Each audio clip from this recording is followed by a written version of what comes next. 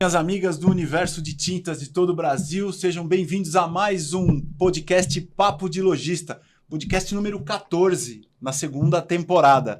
Eu sou Salvador Nascimento.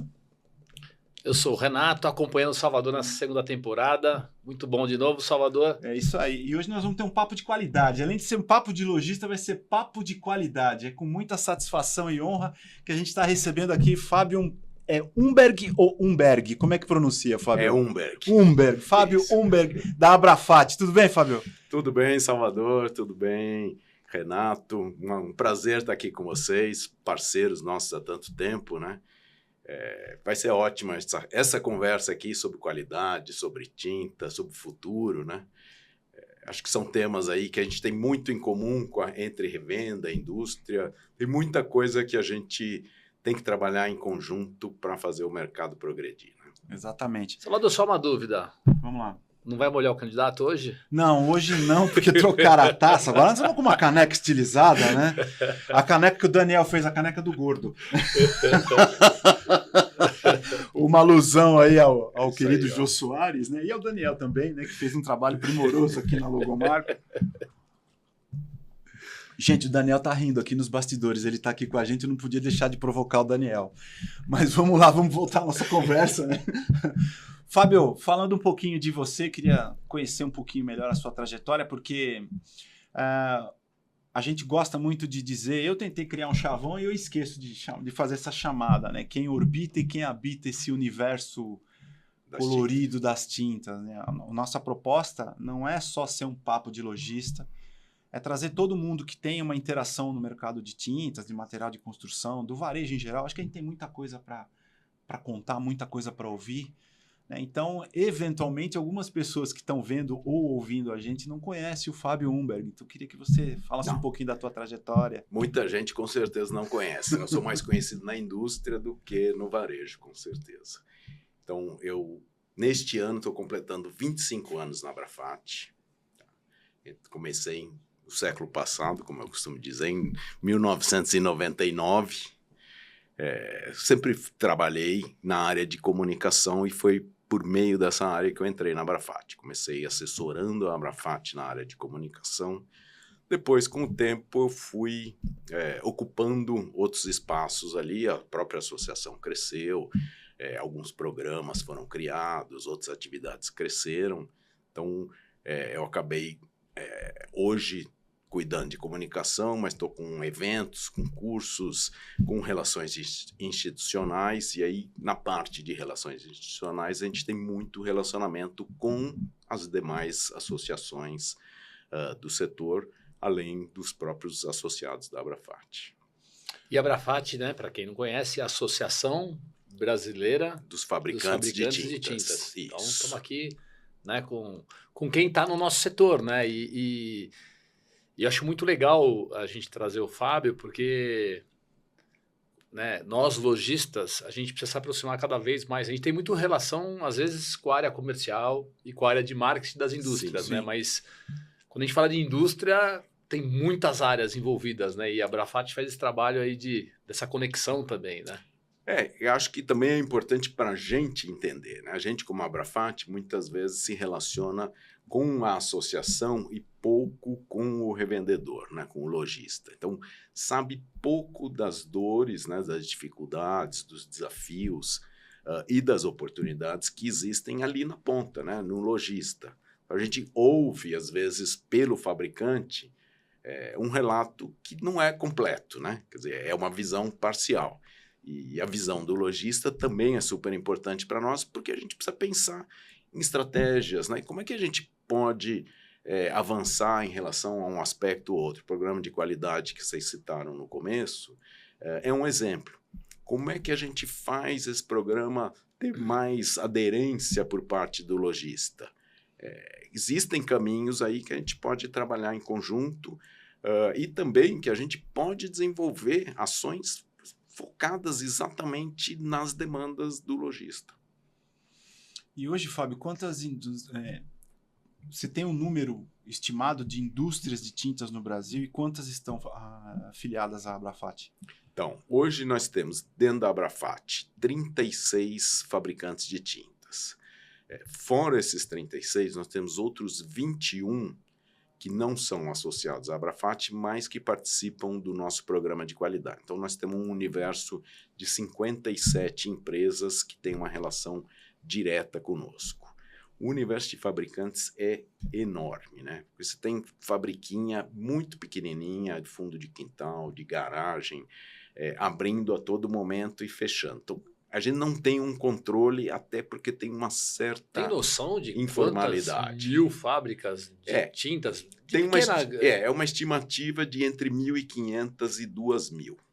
E é normal isso quando vocês, né? Obviamente vocês devem estudar outros países. É normal ou aqui tem É normal em países mais parecidos com o Brasil. Tá. Então, por exemplo, se você pensar na Alemanha, não é normal. Não é. São grandes, são fábricas maiores e menores. E né? mais menos fábricas. Isso, mais estruturadas, mais focadas, tem mais dificuldade para iniciar um negócio, até porque tem exigências técnicas aí maiores do que aqui. Então, na Índia, você tem um número de fabricantes imenso também, como no Brasil. Por quê? Porque é uma oportunidade. Às vezes você, puxa, a pessoa saiu de um fabricante de tinta e conhece, sabe como fazer. Vou abrir uma fabriquinha também. A gente vê muitos casos de fabricantes hoje bem estabelecidos que começaram assim. A pessoa saiu de um fabricante, viu uma oportunidade e abriu a sua fábrica. Então, no Brasil, nos países da América Latina, na Índia, na Turquia, de certa forma, o ambiente é meio parecido assim para abrir fábricas. Nos mercados, vamos dizer, mais maduros, não vou nem dizer mais desenvolvidos, mais maduros, isso já é menos comum. E para controlar a qualidade, a dificuldade então é absurda.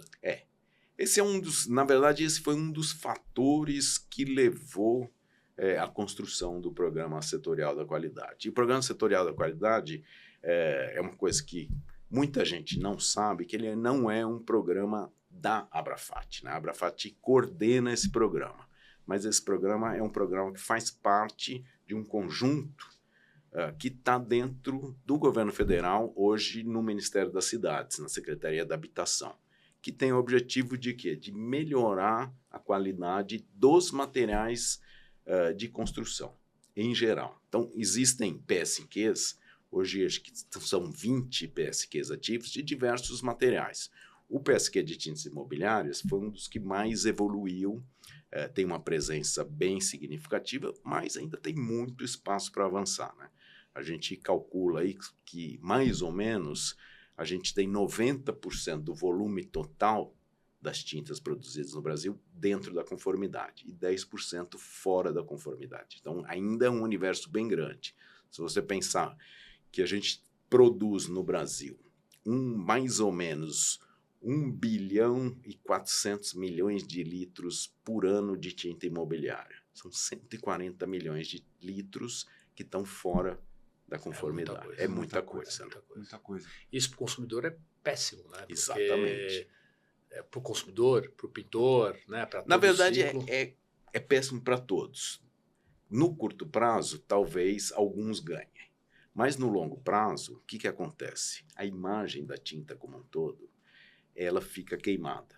O cara tem uma experiência ruim, um resultado abaixo do que ele esperava. O que ele faz? Porra, experiência ruim, não vou repetir. O ciclo aumenta, né? O ciclo de repetição. Não vou pintar de novo, ou vou botar papel de parede que fica do jeito que eu quero, ou vou botar revestimento cerâmico. É mais caro o revestimento cerâmico, é mais caro o papel de parede, mas são substitutos.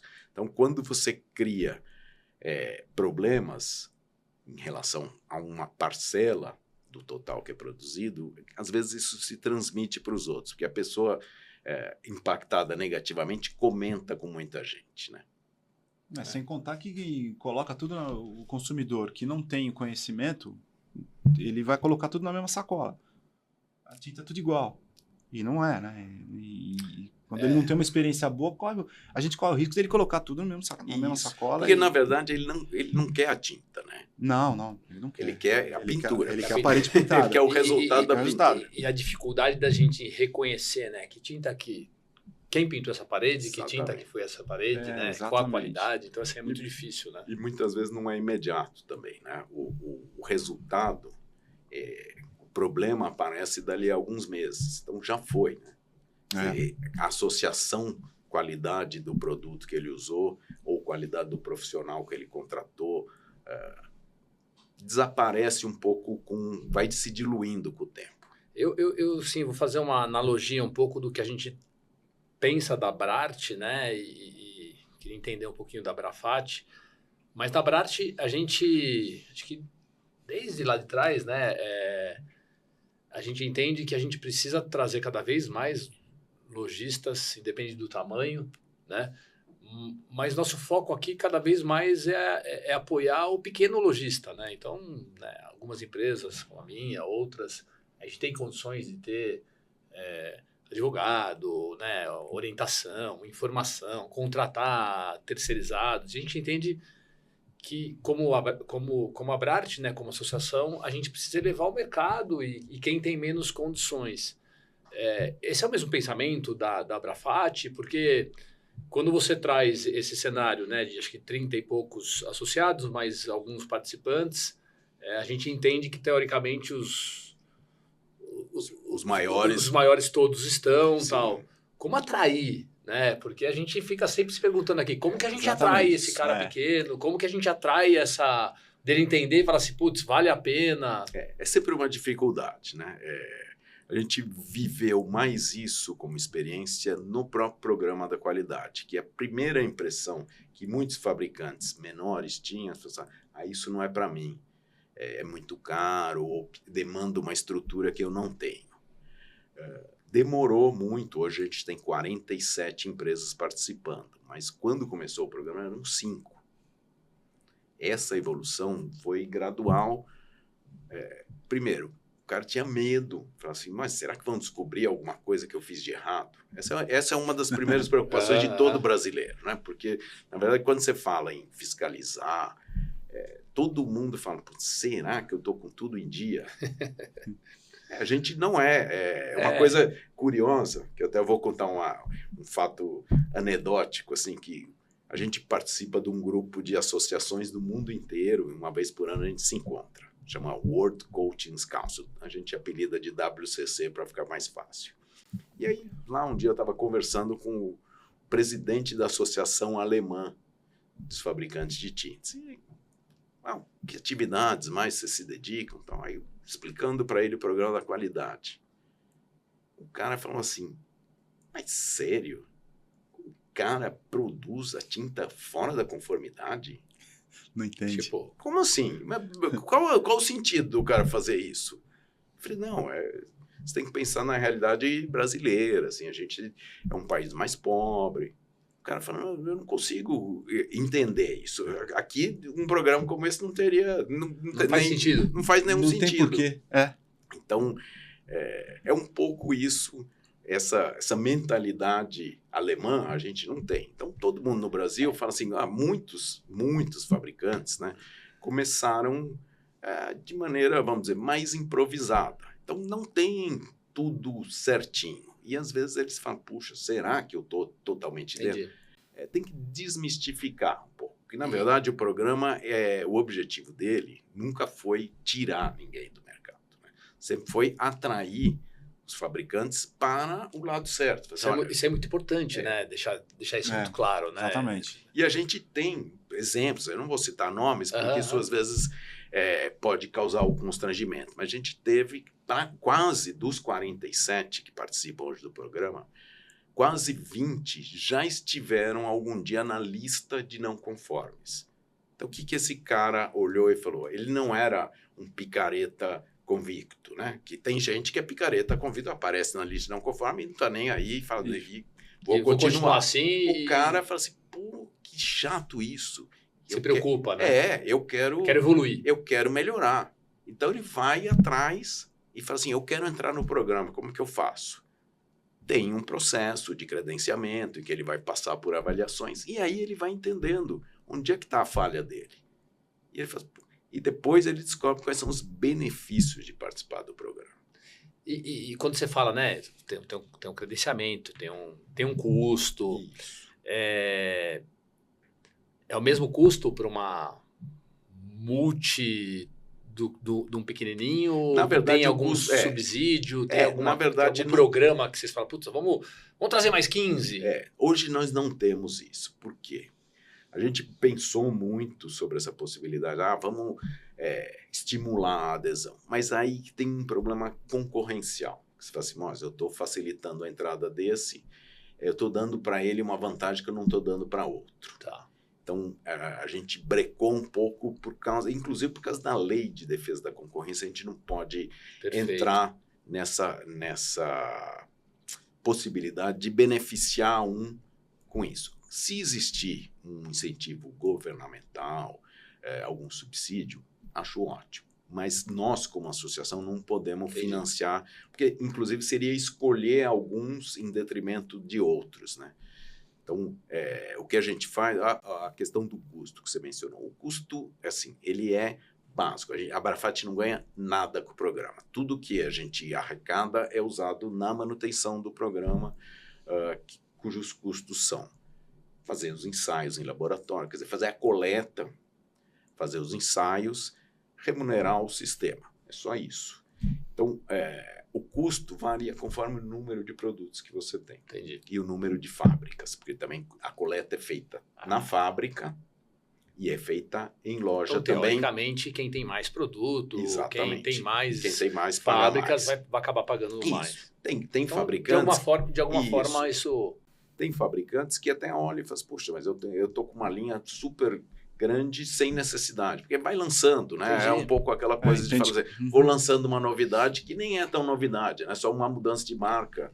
E uma dúvida que eu tenho, e assim, talvez os nossos amigos aí podem ter, né? O fabricante, ele pode colocar 2, 3 produtos ou ele tem que colocar toda a linha dele? Toda a linha. É obrigatoriamente Exatamente. colocar toda a linha. Isso. Ele não pode falar assim, não, esse produto aqui... Isso é importante. O nosso programa não é para certificar o produto. É para qualificar o fabricante. Então, aquele fabricante, todos os produtos aplicáveis, né? Porque tem produtos que não estão dentro do programa setorial da qualidade, mas tudo que ele produz dentro daquelas linhas de tintas látex econômica, standard, premium, super premium, mais tinta látex piso, mais especialidades, mais massa corrida, esmalte, etc., tudo tem que estar dentro das normas. Então, todos os produtos de todas as fábricas. Tá bom. Tá? Interessante isso aí, porque eu não sabia. Para evitar... Eu também não. Para evitar, inclusive, essa tática que existia muito antes. Né? Você fala assim, não, aqui a gente faz o produto top, aqui a gente faz o produto segunda linha ou popular. Né? É certo. E aí esse segunda linha popular não tinha a qualidade necessária. Usa a qualificação de um produto para todos, sem estar qualificado, né, de alguma forma. E para deixar claro para a audiência, o Fábio, os produtos são auditados periodicamente, né? Porque a qualidade tem que sofrer a reprodutibilidade, né? Se eu comprei um lote que foi fabricado em janeiro e eu comprar um lote que foi fabricado agora em maio, a qualidade tem que ser a mesma. Exatamente. Essa é a ideia. Diferente de uma certificação, por exemplo, que você faz às vezes com prazo anual ou até com prazo indefinido, né? As análises são feitas trimestralmente. Então, é coletado o produto trimestralmente e é comprado nas lojas. A gente tem parte da verba do programa também é isso. Não pode escolher. Sim, né? sim. Você não pode escolher o lote e entregar para ser avaliado. Porque senão, para burlar o sistema isso. também é fácil. O auditor vai na fábrica, ele entra no estoque, ele tem liberdade para falar assim, eu quero essa lata aqui, ou esse balde aqui, ele pega leva na fábrica. Na fábrica. Ele não pega ele pega também no mercado. Também no mercado. Por quê? Porque aí você tem Isso. Dos fabricantes participantes, ele pega na fábrica e no mercado. Dos fabricantes que não participam, porque a gente também tem a função de monitorar como está o mercado. Então, aí ele só compra na loja. Perfeito. E aí, como é que são selecionados? Como é que vai comprar na loja? É o que está aparecendo nas lojas. Tem uma equipe de auditores no Brasil inteiro. Fala assim, olha, está aparecendo muito essa marca aqui. Vamos comprar ela para ter. Nunca testamos, vamos testar. E não é no primeiro teste também que você fala assim, esse cara não atende. Você tem que também ter a mesma repetição de não conformidade para ser classificado como não conforme. E vocês testam só quem está no programa ou também, de alguma maneira, vão testando testando outras vão marcas. Testando outras isso, marcas. Vão testando outras marcas. Que é isso, é o papel de encontrar o que tem no mercado que não está dentro desses 47 fabricantes. O que está aparecendo bastante? Porque não adianta também pegar uma marca que, assim, você viu uma vez na vida e nunca mais viu. Aí o impacto dela no mercado é muito pequeno. Baixo. Mas tem outras marcas que têm impacto. E não necessariamente essas marcas são não conformes, né? O fato de participar do programa é uma segurança para a empresa dela poder afirmar, olha, os meus produtos são auditados, são testados trimestralmente, está tudo em ordem. Eu tenho aqui o atestado de qualificação, que fica disponível no site Tinta de Qualidade. Quem quiser é só olhar, pode até baixar, imprimir. Ele é uma garantia para o fabricante que ele vai apresentar para o cliente dele, para o lojista, para a construtora, para programas como Minha Casa Minha Vida. Ele tem que apresentar. Agora, quem não participa não tem um atestado, mas isso não significa que ele seja não conforme. Vocês devem encontrar por aí tinta boa exatamente. E que não tem tá, fabricantes que é uma opção. Ninguém é obrigado. A participação no programa é 100% voluntária. Legal. E, por exemplo, não tem nenhum tipo de fiscalização governamental olhando isso? Então, quem é que faz? Na verdade, o que a gente faz? O que é qualificado, faz? o que não é qualificado? Não.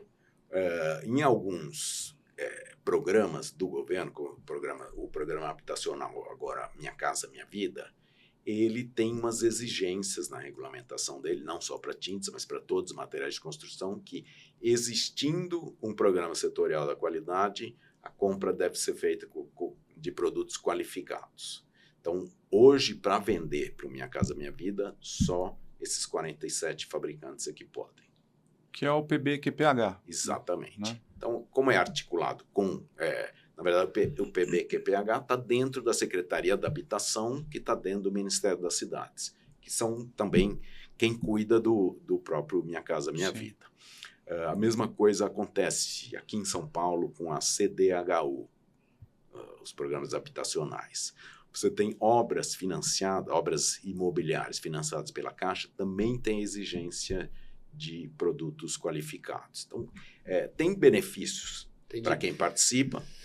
Assim, Fábio, grande parte, né, da venda de tinta, principalmente quando a gente fala em imobiliário, talvez para repintura, né? Tem um grande... Com certeza, grande é a maior parte. Então, esse consumidor, ele não tem toda essa informação que a gente tem, né? Então, a gente precisa informar cada vez mais. Massificar. A minha pergunta é assim, hoje o programa setorial, ele escalou, né, o Super Premium, Premium, Standard, Econômica e assim por diante, né? Um fabricante que não faz parte, ele pode usar essas nomenclaturas? Pode. E aí o que acontece? As nomenclaturas são públicas e essas nomenclaturas estão associadas às normas. Então, fala assim, olha, se você colocou na sua embalagem que o seu produto é Super Premium, ele tem que atender tais e tais requisitos. Então, quando vai fazer uma análise desse produto, que está lá demarcado, né, na embalagem como Super Premium, ele vai ter que cumprir os requisitos de uma tinta Super Premium. Senão, ele está sendo não conforme. A tinta pode até ser de boa qualidade. Mas e a indústria que vai lá e coloca e não e tem alguma punição?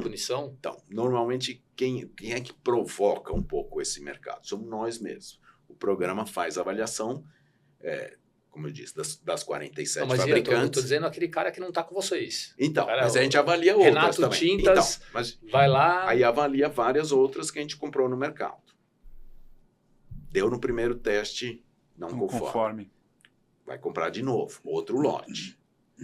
Compra, faz 3 vezes. Apareceu como não conforme, tem laudo, entra com uma representação no Ministério Público. Então tem alguma coisa, porque senão para o consumidor fica muito difícil, né? Exatamente. E ele tem um aspecto legal também, porque o Código de Defesa do Consumidor, né? Exatamente. Eu não vou me lembrar, acho que é o artigo 43, se eu não estou enganado, que diz que comprar, estocar, distribuir, usar, aplicar produtos não conformes, está enquadrado Exatamente. na lei do Na consumidor. lei É de crime defesa contra o do consumidor. Exatamente. Não, perfeito. É. Porque senão fica muito difícil para o consumidor, né? Exato. E o Ministério Público é quem faz esse papel de defender o consumidor. Existem alguns ministérios públicos em alguns locais que são específicos, Ministério Público de Defesa do Consumidor. Uhum. Se não é no Ministério Público estadual, né?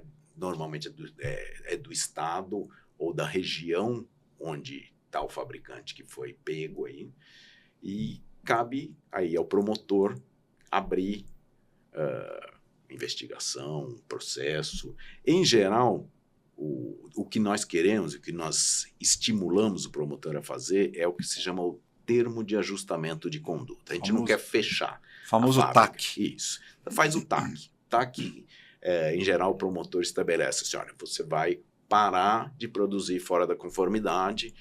Às vezes ele estabelece, você vai recolher o que existe no mercado, vai pagar uma multa X e vai se comprometer daqui em diante a produzir dentro da conformidade. E aí ele nomeia o programa, o PSQ, como quem vai fazer a verificação e apresentar lá, olha, está tudo certo agora. Se não, tem outras punições, se ele descumpre o TAC. Não tem, em geral, o caso de descumprir. É aquelas empresas que eu falei para vocês que entraram no programa depois, muitas delas assinaram o TAC. E evoluem, né? Evoluem. A gente vê muita evolução. Se a gente parar pegar os últimos 10 anos, a gente vê muita evolução de qualidade de empresas que a gente, né, do nosso lado aqui de lojistas, a gente nomeia de essas empresas regionais, né? Então, espero não estar ofendendo ninguém. Não, e tem empresas que a atuação é majoritariamente regional. Depois elas vão crescendo. Sim. E a gente vê uma mudança muito grande de qualidade. E isso, de postura mesmo. De postura, de qualidade. Vocês atribuem muito o programa dessa mudança? Eu acho que tem um fator aí super importante, principalmente para as menores. O programa dá a elas o argumento de falar assim, olha, eu estou junto com aqueles que são os mais conhecidos.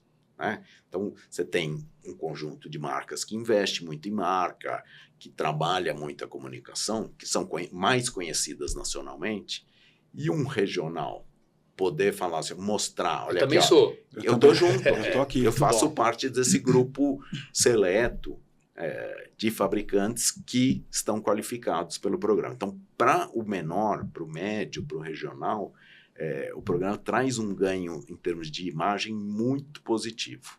E para o grande? Essa inversão, qual é a visão do grande? Então, a grande vantagem que o grande vê sim, o mercado está mais ordenado. Tá bom. O que acontecia antes de começar o programa? O mercado estava todo desordenado. Muita bagunça. Né? Muita bagunça. Então, o que acontecia? O grande não tinha incentivo para desenvolver produtos novos. Fala assim, pô, isso aqui, a guerra é só preço. Não adianta eu fazer uma inovação que vai custar R$50 a mais que eu não vou conseguir vender. Entendi. Então, hoje você tem um estímulo, né? Vocês veem como lojistas, né?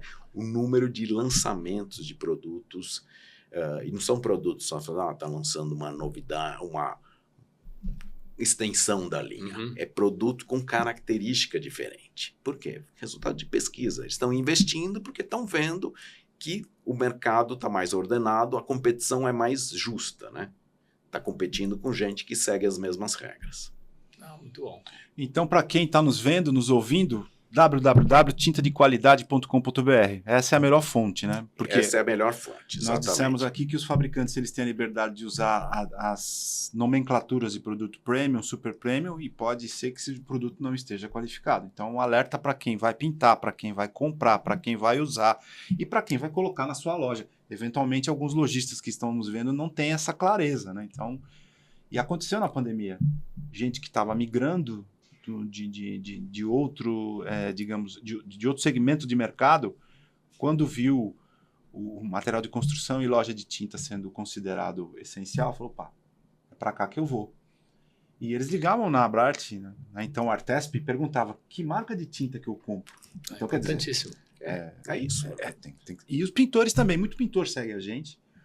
E é fundamental que o pintor também tenha essa clareza. Com certeza. E o consumidor também que vai em lojas que tem autoatendimento e tal, pro cara que é leigo, né? Tudo é o que eu disse no começo. Pô, tudo é a mesma coisa, e não é. É muito difícil para o consumidor escolher, né? Primeiro que ele não tem assim, uma frequência de compra que permita ele ter familiaridade não só com as marcas, mas também com as diferentes categorias de produtos. Né? O que eu compro? Né? Eu vou comprar, tudo bem, eu vou comprar uma Premium, que é uma qualidade superior, mas eu compro fosco, compro semibrilho, o que é melhor? O que é né? diferente, né? Exatamente. E você vê regiões completamente diferentes, né? Você regiões que tem hábitos mais brilho, regionais, hábitos exatamente. regionais, Tem então, hábito regional, tem inclusive, por exemplo, as texturas, que são um produto que foi incorporado mais recentemente ao programa. Essa é uma pergunta boa que eu tenho aí para falar sobre texturas, mas segue aí. Você tem regiões em que as texturas têm uma presença muito mais forte. O Centro-Oeste é um exemplo. O Centro-Oeste tem uma presença de texturas muito, muito forte. E outras que não tanto. Então, isso é um pouco modo de vida, cultura. Pega também a questão dos influenciadores, né? Hoje, o que a gente chamava de influenciadores antes da internet, que era o lojista era influenciador, o pintor era influenciador, o decorador, o arquiteto, tal. Hoje a gente chama de especificador, né? Influenciador é outra coisa. Os influenciadores também ajudam a formar um pouco esse gosto, né? Essa tendência. Sim. Falando de textura, você vai fazer tua pergunta, mas eu quero só dar um pano de fundo aqui. Já há 2 edições do Prêmio Abrart, né, que inclusive a gente já está para fazer alguns movimentos aí nesse sentido, está chegando a hora, né, da gente definir algumas coisas. E a Abrafat acabou de nos dar de novo uma categoria, porque há 2 anos, há 2 edições ou 3, eu não me lembro, com precisão, para as marcas participarem do Prêmio Abrart. Para quem não sabe o que é o Prêmio Abrart, é um prêmio que é oferecido às indústrias que se destacaram num determinado ano, neste ano corrente, na opinião dos lojistas associados. Então, são, se eu não estou enganado, 39 quesitos, e a gente pergunta para o lojista qual a percepção dele também por produto. Então, a gente o nosso questionário de avaliação é feito em cima do PSQ. E então vai ter uma categoria a mais esse ano, que eu acho muito bacana, que é a textura. A textura, quando a gente perguntava fora do PSQ, nos produtos é que tinha maior dispersão. Bom, as regionais, as pequenas, tal, e a gente percebia marcas que se notabilizavam em algumas regiões e, eventualmente, algumas ganharam troféus também. E é o que você falou. E assim, no interior de São Paulo e no Centro-Oeste você percebia um volume assim, de empresas muito alto. E agora tem o PSQ para referenciar esse produto. Isso. E que é muito importante para nós. É um processo que a gente sabe que é lento. Tá? A gente já viu esse mesmo movimento acontecer com outros produtos. Não é imediato que você reordena, né? Reorganiza o mercado, mas começa um zoom aí, né? As construtoras, a gente tem recebido na Abrafat muito contato, ligação, e-mail, contato via site de construtores querendo saber como é que ficou o negócio das texturas. Porque essas texturas que tem norma agora, elas são as texturas para uso exterior, textura de fachada. Legal, bom saber. E minha pergunta, obviamente, relacionada à textura, é porque eu acho que essas fábricas menores, talvez o primeiro produto delas de fabricação são texturas. Talvez, né? Acho que a grande maioria que a gente acompanha começam com texturas, enfim. Então, essa pulverização, né? Então, acho que a gente pega um produto agora extremamente pulverizado. E aí a minha pergunta é um pouco em cima disso, né? É um desafio grande, né? Porque, assim, desafio. Eu vi que você falou, não, é um processo lento e tal. Porque para mim é muito desafiador, Porque quando a gente vai pro mundo textura, você tem fábrica, não é mais nem regional, é por bairro. Exatamente. Existe isso também, talvez um pouquinho, uma escala um pouco menor, com as massas e também com as tintas, principalmente as econômicas. Porque começa com textura e vai massa e selador e vai para uma econômica, que são o grande portfólio. A textura, ela estava meio descoberta aí, né? Como ela não tinha norma, bom, como é que você vai separar quem está agindo corretamente e quem não está? E eu acho que além dessa falta de cobertura, talvez uma falta de visão nossa de mercado de potencialidade, porque assim, eu tenho minha opinião que as indústrias grandes não conseguem ainda mensurar a quantidade de texturas que se vendem por aí, porque você falou, né, a gente tem loja na região de Goiás, assim, Sim, tem algumas regiões, interior, tal, é muito forte. É muito forte. Eu acho que, colocando no programa, né, de qualidade, eu acho que já começa a bloquear, nem tanto, mas restringir ao que você falou, né? A construtora que vai para Minha Casa Minha Vida, aquela que vai seguir algumas normas, porque é importante, né? Porque é um produto que dizem que a fabricação não é tão difícil quanto talvez um esmalte, um acrílico de alta performance, enfim, mas também precisa ter qualidade. Né? E cada vez mais você vê as pessoas usando textura em casas externas, né? De alto padrão, enfim. Sim. Tem uma questão aí, agora era uma oportunidade de mercado, foi crescendo. Você já tinha alguns fabricantes consolidados nas texturas que existem, mas de repente ele pegou, né? Virou uma tendência. Textura hoje, no nosso sistema estatístico da Abrafat, ela, em termos do volume total das tintas imobiliárias, todas as categorias, textura representa, assim, por volta de entre 6% e 7% do total. É um número bastante, que cresceu muito nos últimos anos. Então a gente vê o mercado em fora expansão. A quantidade de tipos de textura, né? Porque agora tem com cristal, tem com não sei quem, tem, assim, tá vai sofrendo cada vez mais. Que é um pouco essa coisa da mistura com a decoração, né? É um processo que a tinta em geral mudou, né? Muita gente via 30 anos atrás, seu amigo vai saber disso, tinta era material de construção. Era quase manutenção, né? Isso. Hoje, tinta é decoração. E a pandemia, assim, transformou isso totalmente, né? Mostrou para as pessoas o valor, assim, o poder transformador da tinta num ambiente. Mas a gente vê muito, você falou uma coisa interessante, né? A gente vê muito, principalmente os maiores, né?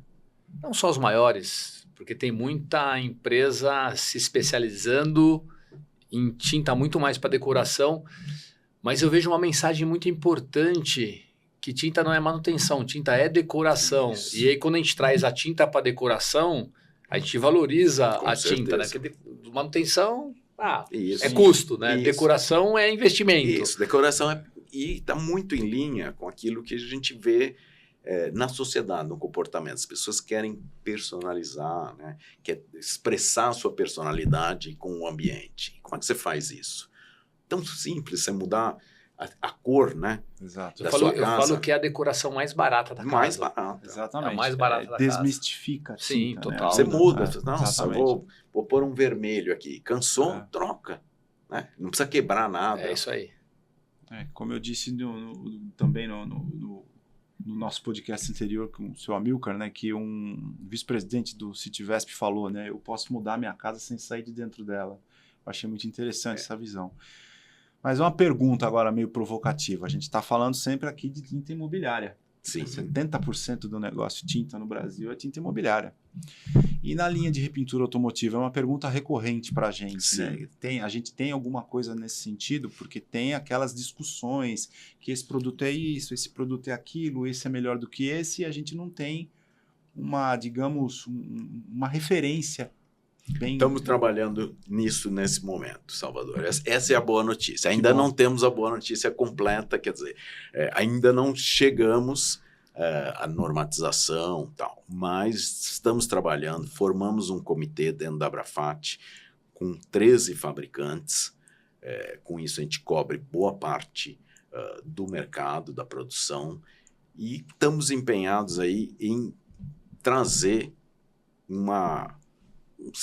esse mesmo processo de ordenar, a gente chama de ordenamento do mercado, né? Quer dizer, não é tirar ninguém do mercado, é simplesmente ter parâmetros para que você possa, você usuário, você oficina, você lojista, saiba o que você está comprando, né? Agora, a quantidade de indústria automotiva deve ser bem menor do que... Muito menor, sim. Então, talvez até seja mais simples. Seja mais simples isso, fazer essa com certeza. qualificação, né? Porque a gente tem, sim. A gente tem, lógico. A qualificação, ajeitar mesmo o processo, né? Até porque o aplicador também é um pouco mais especializado. Exatamente. Um produto, não é aquele mais negócio tempo no ramo, é um produto acho que mais delicado. É um produto mais técnico. Mais técnico, né? Por conta da relação que o brasileiro tem com o carro, né? Então o nível Também. de exigência ali do acabamento final é maior, independente do tempo que o carro tenha. Mas eu imagino, né, que a gente tenha várias indústrias de complementos e o número de quem produz tinta e o acabamento final, vernizes e outras coisas, é bem menor. É bem menor, com certeza. Menor. Mas o número mesmo total, considerando massas, complementos, todas essas coisas, não é tão grande, né? Sim. Você não é algo que a pessoa fala assim, poxa, eu vou abrir sem um investimento. Uma pergunta curiosa, né?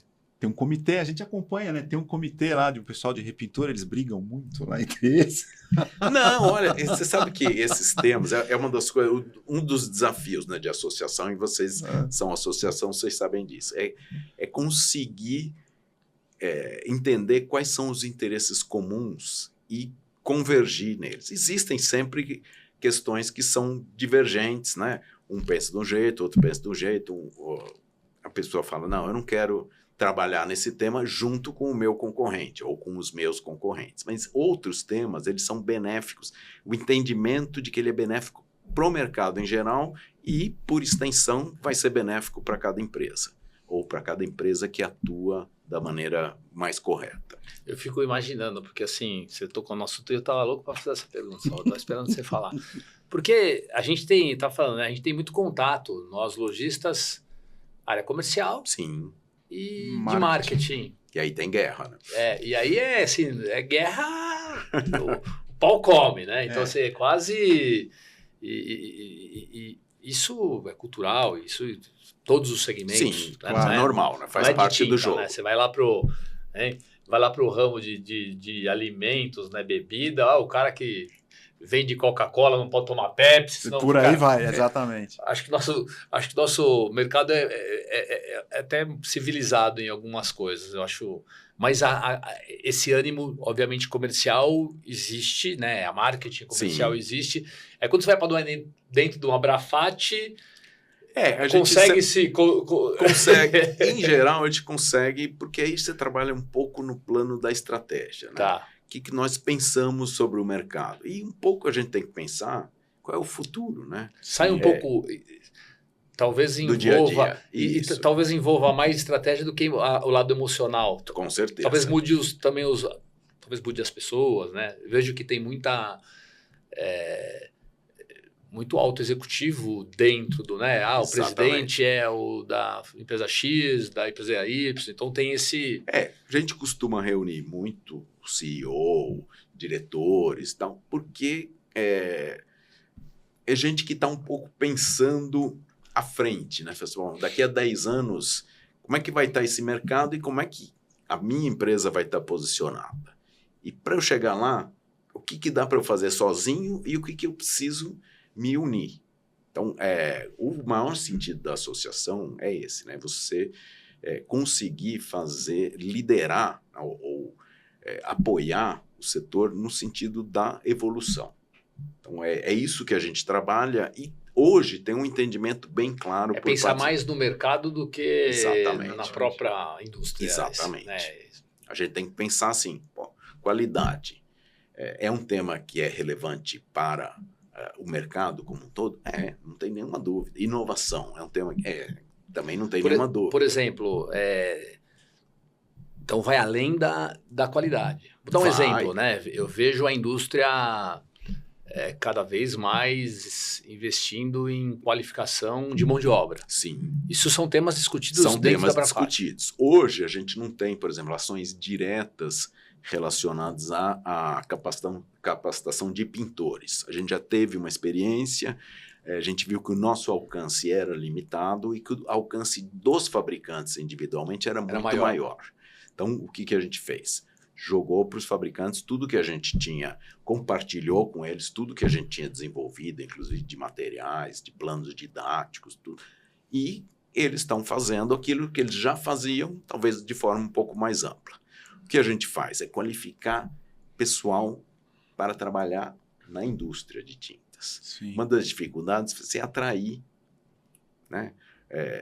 Você tem para o químico, por exemplo, boa parte do nosso público ali de laboratório, de desenvolvimento, né? É químico, engenheiro químico. E eles têm oportunidades em indústrias que hoje têm, sei lá, mais charme. Você faz, cosméticos, né?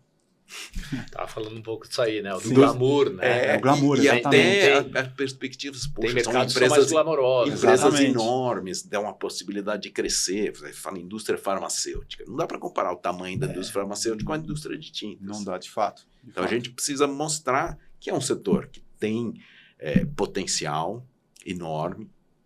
A gente vende hoje quase 2 bilhões de litros de tinta, considerando todas as categorias no Brasil, mas poderia vender muito mais do que isso. É aí que eu queria chegar.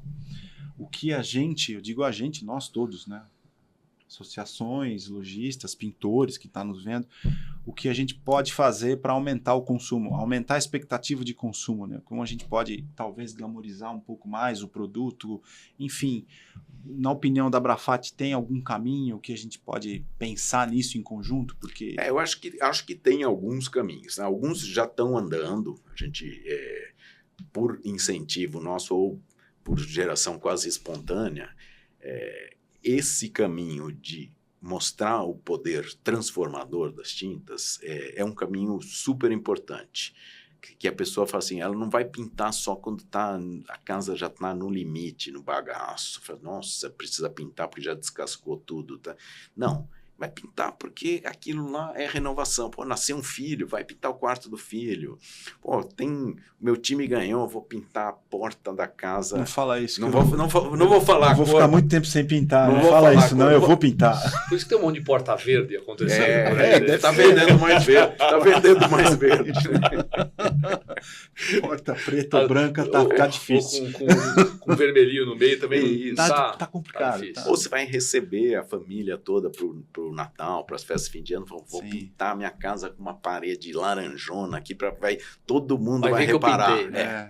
Exatamente. A pintura traz muito isso, né? Acho que eu falo que o grande glamour e acho que a grande paixão do nosso negócio é que a gente vive os melhores momentos da vida das pessoas. Né? Você Exatamente. falou, nasceu filho, vai receber parente. Então Fim de ano. isso acaba sendo bacana também. Eu acho que é a nossa parte de... Porque quando entra... A gente brinca, né? Quando a tinta entra não sai mais. E acho que é um pouco... Porque é um mercado de muita emoção, né? É um mercado muito relacional. Com certeza. Né? E isso a gente tem que explorar mais ainda. Se vocês olharem, vocês se lembram disso, como o branco e as tintas assim, de tom pastel eram assim, tinha um predomínio quase absoluto, né? Pouca gente ousava com cores. Não só na fachada, mas dentro de casa, né? Todo mundo fala assim, vou pintar de branco. Não, no máximo areia, bege, né? Branco, gelo. Hoje, você vê um monte de gente colocando, assim, vinho, laranja, verdes. Os próprios fabricantes, né, quando fazem as suas cores do ano, você vê que a ousadia aumentou.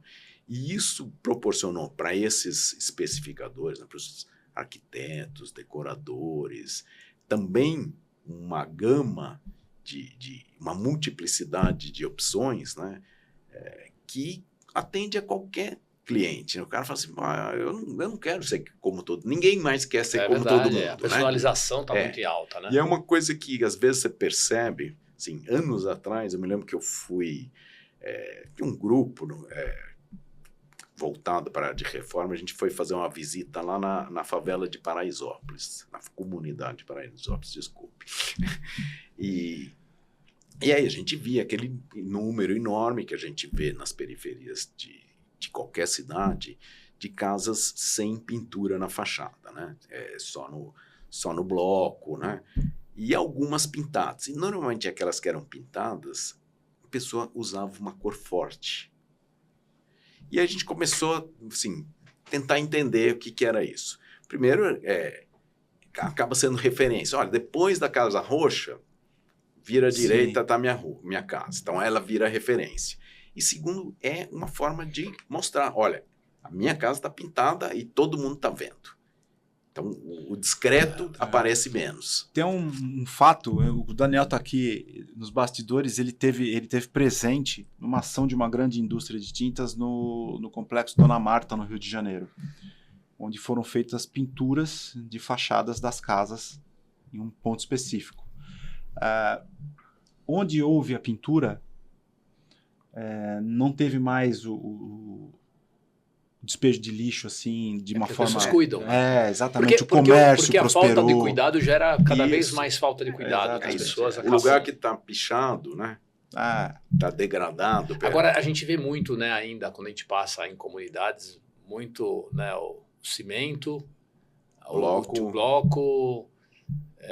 Dá para mudar, assim? Dá para se criar alguma coisa mais ampla eu não digo, né, às vezes é muito legal o que as pessoas que faz, mas é tipo quase que um superficial. Isso, tem uma limitação. Né? Porque às vezes a gente visita outros países, enfim, e vira até quase ponto turístico, né? As coisas bem coloridas, exatamente, né? Então, sim. Eu acho que iniciativas como essa são sempre bem-vindas. Elas têm um alcance ilimitado, mas elas têm um alcance profundo do ponto de vista de mostrar exatamente isso. Olha como fica bonito. Então, eu me lembro anos atrás, com o Artesp, a gente fez um projeto aqui na Moca, de pintura, de uma série de casinhas muito bonitinhas, todas padronizadas. Aquilo teve um impacto muito legal. Esse mesmo projeto do Dona Marta, de outros locais, isso ajuda as pessoas a terem o desejo de pintar. E a gente tem que trabalhar muito nisso. Provoca, né? A gente trabalhar para incentivar as pessoas a verem a tinta, a pintura, como um recurso para embelezar, né? Para dar... embelezar o que traz de ganho, né? O ganho é qualidade de vida, né? É bem-estar, é conforto. Assim, hoje se fala muito, né, em saúde mental. Saúde mental tem a ver com tudo isso. Então, se você está num ambiente agradável, um ambiente que exprime um pouco da sua personalidade, você está muito melhor.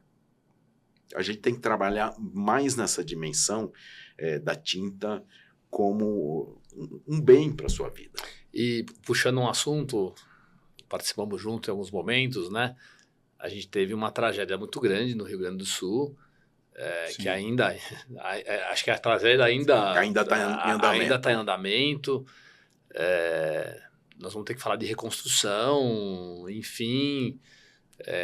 Como que está a movimentação? Eu vi que individualmente muitas indústrias, né, de tinta se mobilizaram, principalmente com as próprias equipes. Muita gente, indústrias que são maiores, perdendo, tendo equipe que perdeu coisa. Então, um foco ali, eu acho que super justo.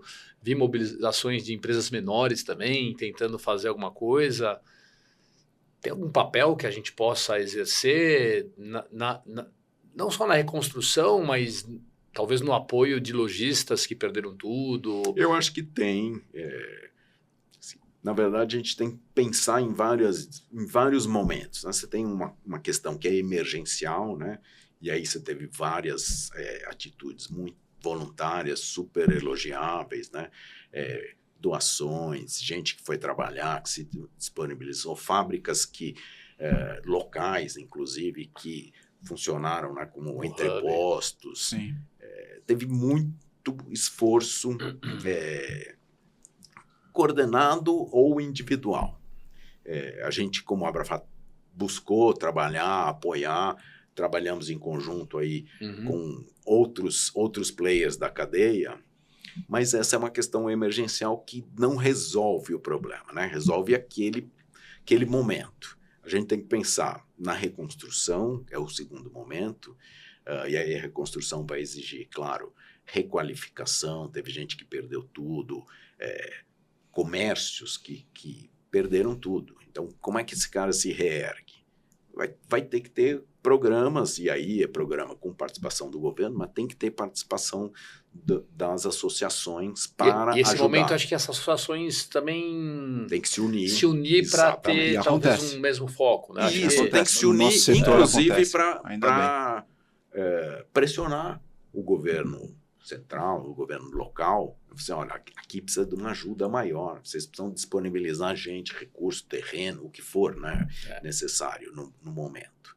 E depois, eu acho que tem um outro momento que a gente tem que pensar, que é assim, isso não pode ficar se repetindo Não pode. sempre, né? Exatamente. A gente já viu vários Exatamente. outros casos de inundação, deslizamento, Exatamente. outros E outros desastres lugares, né, naturais. que acontece, Isso. Exatamente. E a gente precisa trabalhar, sei lá, em planos de prevenção. Aí, pensando na nossa vinculação com a indústria da construção, a gente pode trabalhar com o pessoal da construção e falar assim, pô, tá cheio de engenheiro qualificado que pode trabalhar num plano integrado, não para evitar, a gente não é capaz de evitar, mas para minimizar os riscos. E quando eu falo dessa junção de associações, eu estou falando muito além de tinta. Né? Sim. Eu acho que o mercado, né, o mercado de Matcom, as associações de Matcom possa ter um papel muito bacana aí para ajudar, para fomentar. Precisa construir porque muita coisa, vai precisa passar, reformar vai muita passar coisa. na nossa mão, né? Isso. Então assim, eu acho que a gente tem que olhar muito mais como ajuda do que até a própria oportunidade que também vai acabar existindo. Isso, mas não pensar menos no negócio e mais no futuro, no desenvolvimento, no país. Que país que a gente quer, né? Um pouco essa é a pergunta que a gente tem que se fazer. Que país que a gente quer? Um país que aconteça isso. E foi lindo ver a solidariedade e tal, mas a gente não quer que isso seja a história do Brasil. Né? A gente não pode deixar isso acontecer de novo. A estrutura que se tinha lá no Rio Grande do Sul era da década de 60 e não estava funcionando. Então, e a gente não pode, infelizmente, contar com o serviço público que tem as suas limitações também. Então, a gente tem que fazer alguma coisa. O que me deixou muito bem impressionado nesse episódio é, mais uma vez, as associações do nosso setor de Matcom, tintas, etc., estavam bem... A gente tem se falado muito. Acho que tem a vantagem que a gente construiu durante um bom tempo um relacionamento que ganha-ganha. Né? Ninguém está querendo tirar a vantagem do outro. A gente fala, como é que a gente se une para fazer o mercado evoluir? O mercado evoluindo, o país evolui. Na verdade, o que a gente pensa como associação, assim, primeira base, né, da existência de uma associação, assim, para que serve uma associação? Para defender os interesses do seu setor. Mas é só isso? Não. Não é só isso. Né? Defender os interesses é muito amplo. Né? Você fala assim, defender o interesse, você fala assim, eu vou evitar que tal coisa seja aprovada, porque isso aqui prejudicaria o setor. Tudo bem, isso é um dos papéis. Mas a gente tem que pensar, defender os interesses também, assim, como é que a gente faz esse setor evoluir? Promovendo qualidade, promovendo inovação, promovendo capacitação, promovendo sustentabilidade. Você tem vários aspectos em que as associações têm um papel super importante. E aí, na maior parte dos casos, a gente precisa trabalhar em colaboração. E qual é a tua visão? Vai ser minha última pergunta, Salvador. Qual é a sua visão do nosso papel de lojista, né? Você como Abrafat, assim... Onde o lojista pode ajudar a Abrafat, seja no programa de qualidade, né? Então, assim, se o lojista fizesse isso, nos ajudaria. Se o lojista não fizesse aquilo, também ajudaria. Qual é a visão da Abrafat em relação ao papel do varejo? Acho que, assim, o varejo, no caso da tinta imobiliária, o varejo é essencial, né? Então, você falou que a maior parte das tintas vai para repintura e reforma. Isso não tem dúvida. A gente calcula que entre 70% e 75% do volume das tintas seja escoado pelo varejo. é muito grande. Então, qualquer coisa que a gente faça envolve o varejo, qualidade, sustentabilidade. Quando eu falo em sustentabilidade, parece muito vago, né? Muito amplo, mas tem questão assim, como que é a questão da devolução da embalagem, né? Da Política Nacional de Resíduos Sólidos. A gente tem que atender. O varejo também pode orientar. O papel do varejo, cada vez mais, é ser orientador. No caso das tintas, a pessoa chega lá, o consumidor ele não sabe nada sobre a tinta. O que eu faço para pintar? Ele não sabe nem que ferramenta ele compra. Sim. Não é só a tinta, né? Então, acho que a grande sacada aí, hoje, a palavra-chave é capacitação. É onde a gente tem que evoluir. Todos os envolvidos com as tintas, se houver um investimento em capacitação, e aí eu não estou dizendo capacitação básica só, é tudo, né? A gente começar a elevar o nível de conhecimento, nível de profissionalização, isso é benéfico para todos. Então, se a loja está mais preparada para vender, o fabricante de tinta vai ganhar, o pintor vai ganhar, né? O fabricante de matéria-prima lá atrás também vai ganhar. Acaba sendo um efeito cascata positivo, que aí também se retroalimenta, né? Quer dizer, um vende mais, o outro, a fábrica de tinta produz mais, de repente o ganho de escala permite que você tenha um preço melhor em alguns casos, ou tenha uma oferta mais variada que também atende a mais gente, ou possa promover melhor o produto e isso acaba batendo na ponta da loja. Então, acho que capacitação é a palavra-chave. Eu já conversei com o Salvador várias vezes sobre isso. Tenho visto que vocês têm feito muita coisa nessa área e contem conosco para aquilo que precisar. Porque, a gente tem da indústria, e você falou, né, da retroalimentação, mas a indústria também capacita muito o varejista. Eu acho que é papel dela. Eu acho que um tema muito importante, talvez, para a gente aprender o que vocês já aprenderam, eu entendo que a indústria está um passo na frente, né? Todo o desenvolvimento, enfim. Esse papel do ESG, a sustentabilidade. Eu acho que nós temos nós temos contato praticamente direto com o consumidor, né? Sim. E eu acho que a gente precisava aprender um pouco. Fica um pouquinho dessa... Tenho falado muito com a indústria, que eu tenho oportunidade, porque a sustentabilidade ela não pode ser um problema, né? Uma lei que eu tenho que fazer. Eu acho que a gente precisa começar... só fazer quando for. Eu acho que nós precisamos começar a aprender a enxergar com um olhar diferente, e eu acho que a indústria já passou dessa fase. Ainda, quer dizer, na verdade está passando, né? Mas acho que tem uma... Principalmente as maiores indústrias, eu vejo que tem já uma visão muito mais a longo prazo do que nós, varejo. Eu acho que a gente precisava enxergar esse ponto, porque a gente teria essa sinergia, sabe? Isso. Acho que é uma questão de conscientização aí, né? A gente vai... É um processo, a gente tem... as características do Brasil, né, educacionais, as dificuldades que a gente lida de formação de pessoas, mas pelo menos naquilo que diz respeito especificamente ao meio ambiente, já existe uma certa percepção de que é preciso fazer alguma coisa. Então, quando a gente mostra o que é possível, e não precisa ser grandes gestos, né? Às vezes pequenos gestos já são uma ajuda enorme.